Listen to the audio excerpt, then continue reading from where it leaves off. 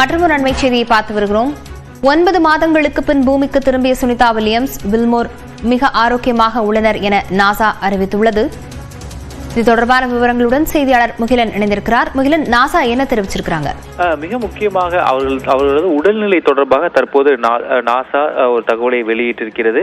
அதாவது தற்போது அவர்கள் ஆல் லுக் வெரி ஹெல்தி என்பதுதான் அந்த முதல் கட்ட தகவலாக இருக்கிறது. அனைவருமே நல்ல உடல்நிலையோடு இருப்பதாக தற்போது நாசா தெரிவித்திருக்கிறது.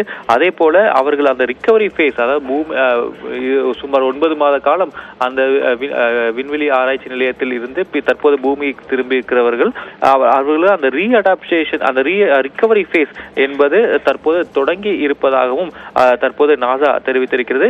மிக முக்கியமாக அவர்கள் நேற்று இந்த புளோரிடா கடற்பகுதியில் அவர்கள் தரையிறங்கியதை அடுத்து அவர்கள் தற்போது இந்த நாசா விமானம் மூலம் அவர்கள் ஹியூஸ்டன், அதாவது நாசா தலைமையகமான ஹியூஸ்டனுக்கு அவர்கள் தற்போது அழைத்து செல்லப்படுகின்றனர். அங்கு அவர்களுக்கு பல்வேறு மருத்துவ சிகிச்சைகள் வழங்கப்படும். அதே போல அவர்கள் குறிப்பிடக்கூடிய அந்த சொல் என்னவென்றால் வாஸ்குலர் அண்ட் கார்டியோ ரீகண்டிஷனிங், அதாவது இதயம் மற்றும் இருதயவியல் தொடர்பான விஷயங்களுக்கு அவர்களுக்கு சிகிச்சை வழங்கப்படும் என்றுதான் அவர்கள் தற்போது நாசா தெரிவித்திருக்கின்றனர்.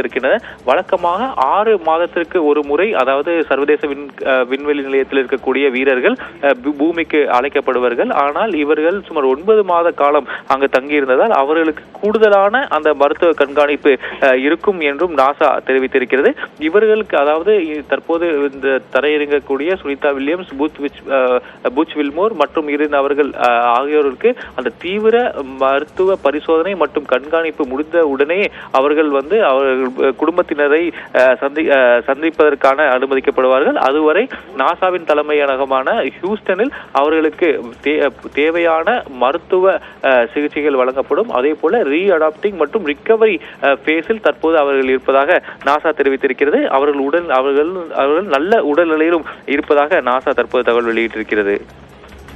விவரங்களுக்கு நன்றி.